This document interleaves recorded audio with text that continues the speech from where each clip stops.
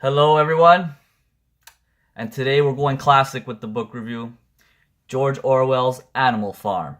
Animal Farm. Believe it or not, this is the first time that I had read this book. I didn't have to read it in school.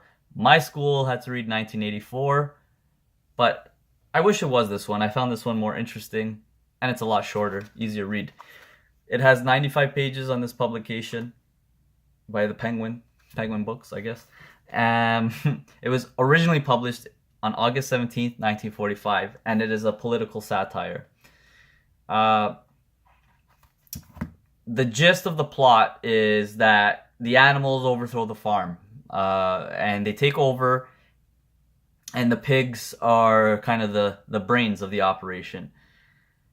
And initially, after this revolution occurs, they're trying to keep all the animals as being equals, and everyone's supposed to do their fair share, and a lot more break times, Sundays off, etc. And then as the book progresses, the two lead pigs have a few disagreements, and the one that's more on the side of equality kind of gets forced out by Napoleon. Napoleon is becomes the dictator of this group of animals. And it's very interesting because they start with these 7 laws of animal laws about how all animals are supposed to be treated equally, and they're not supposed to drink alcohol, and they're not supposed to harm each other as animals. And then as the book progresses, Napoleon starts serving the interests of only the pigs, himself specifically, and the pigs. And then the way they get by all these things is by eliciting, I guess, their version of propaganda, playing to the simple-mindedness of the other animals, where Squealer or whatever, I forget their names, honestly, starts saying, "Oh, surely you remember that it was like this and like that, and you must be remembering wrong." Like that was his typical line to kind of get things there in the favor of the pigs, and all the other animals would just be like, "Yeah, okay, I agree." And what I kept finding interesting was how it started to get worse off for these animals after the revolution than it was before, when they had a farmer like Mr. Jones or whatever. They had a human caretaker, but it was so instilled in their minds that they had it worse before this revolution that no matter how bad it got after, they would keep saying, "Oh, it was way worse before, it was way worse before." And not to take a shot at Cuba, but I'm not sure how Cuba was.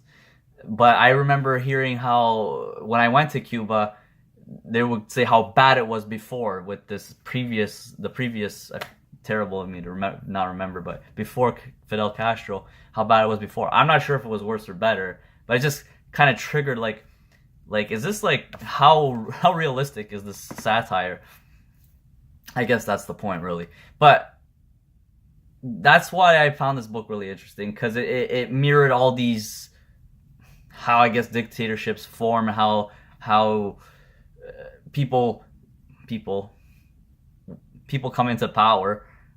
I'm not going to specify, it could be anyone, right? And it just goes from, I'm promising all these great things for the people, make our people, our race, our whatever, strong, and create a common enemy.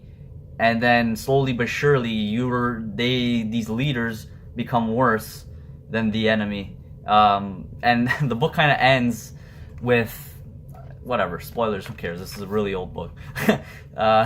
This book ends with the animals watching the pigs mingling among the humans, and it's like we can't tell who's who anymore.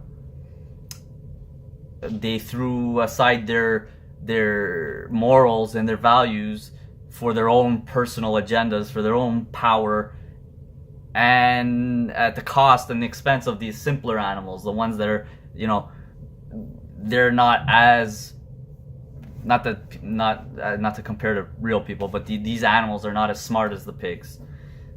So, and they're just taking in whatever the pigs are always right, even when they question them. And what was really shocking was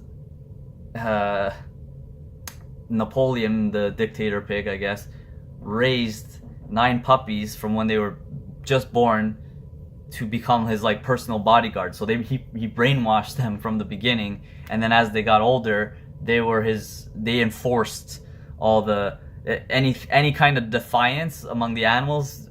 That's when the dogs would start growling, and to silence the chatter, the goats, the sheep or whatever would start saying 2 legs good, 2 legs bad, good, 4 legs good, or whatever the chant was. Kind of this propaganda, reinstilling this brainwash and like shutting up the masses of any form of defiance. So as you can see, this book has a lot of great parallels throughout history. Definitely read it. It's honestly a very short book, and if you're any interest in history or politics or this kind of stuff, I guess it's definitely worth a read, just to see Mr. Orwell's outlook, George Orwell's like take on how the world was or it will be. And I'm interested and glad he wrote it in this way, because obviously, you know, writers tend to mask their opinions through these things. This was very overt, obviously, but it's interesting to see how he used farm animals and the farm, and how he kind of made it reflect on the real world. So yeah, that's George Orwell's Animal Farm. Very well written. Check it out. If you like this channel, please subscribe for more book reviews. I got a lot more on the way, a lot more books to read. Please recommend any if you have any, and please like this video if you liked it.